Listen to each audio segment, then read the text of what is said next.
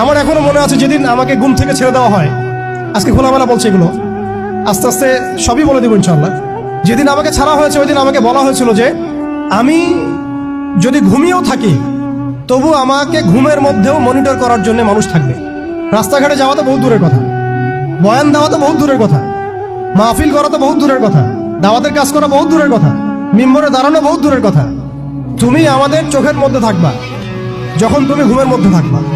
তো এটা আমরা তখন শিখেছি যে মানুষের প্রাইভেট লাইফ বলতে আর কিছু বাকি রাখে নাই তারা। আপনি ফোন নিয়ে যা করতেছেন এভরিথিং তারা মনিটর করতে পারে, এভরিথিং। কাকে মেসেজ করতেছেন, অনেক ভাই তখন আমার সাথে দেখা করতে আসলে আমরা ইগনোর করতাম তার ভালোর জন্যই, বিকজ সে বিপদে পড়বে আমার সাথে দেখা করতে আসলে।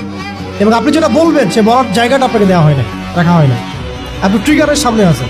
তো আল্লাহ পাকে সন্তুষ্টির জন্য কথা শুনেছি, অনেক সহ্য করেছি, মেনে নিয়েছি, গালি মন্দও খেয়েছি।